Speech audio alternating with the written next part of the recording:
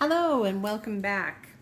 Today we're going to talk about stencils and how I use them and how to make the pattern on the stencil come out well on your canvas without it blending or blurring. I wanted to show you in this particular piece, I use the stencil where the black marks are, and then I covered it with a fluid magenta so that it kind of fades into the background, but you can still see it. It makes for an interesting background. Over here, I used the same stencil with white, and you can barely see it because what I did was put the stencil down and then I blurred it with a paper towel. If you're going to use paper towels in your work, make sure you use the expensive kind. The cheaper kind will tend to fall apart and flake on what you're doing, but it's a good tool. So what I use are, to apply the paint on a stencil, are makeup sponges. And I got these from Amazon. I'll put the link in my blog about the video. And these work better than anything else I've found.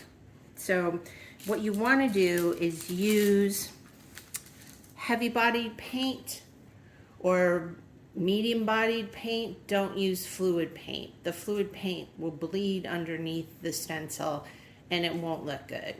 So I'm going to start here with, this is my favorite stencil. I use this all the time and it's the one I just showed you in the background of that painting. This was made by Shawn Petite.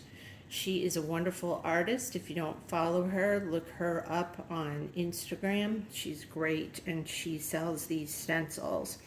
So I'm going to just show you. You only need a little bit. You don't want too much because then it blends. It bleeds. So you can kind of see how much I've got there on my makeup brush. And then I put my fingers down on each side of the stencil to keep it from moving. I typically do not use the entire stencil. I just use parts of it. And this canvas isn't primed with gesso, so it's taking a little more paint than normal. And I just pat until I get the amount of paint down that I want, and then I carefully lift it up. And then if you want to use a paper towel, you can wet the paper towel slightly so it's damp, or you can just tap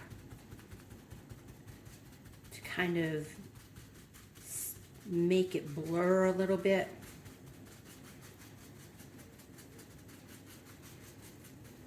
Okay, now I'm going to show you another stencil.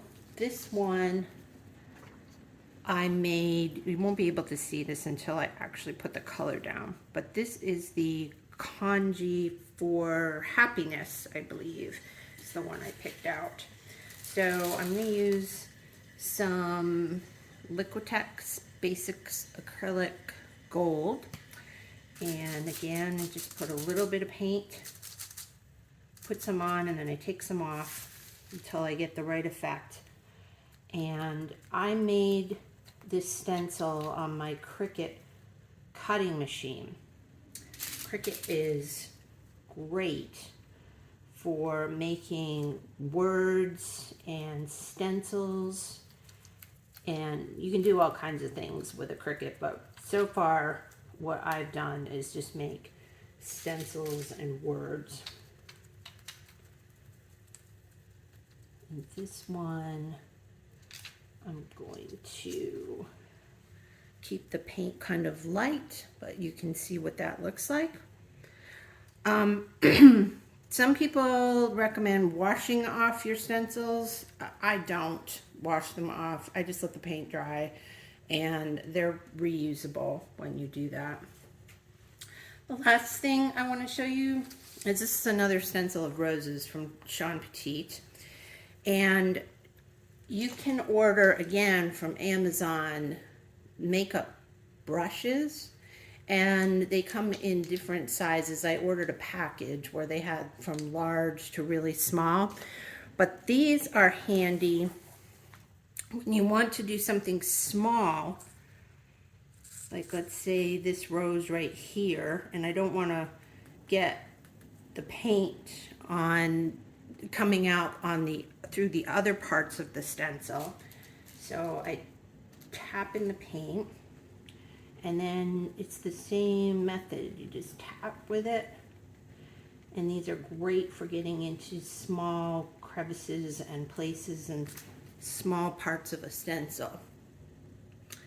All right, so that is today's workshop. I hope this helped you with your stenciling. You can always email me at heather@heatherburnell.com if you have any questions. Take care and have a good week.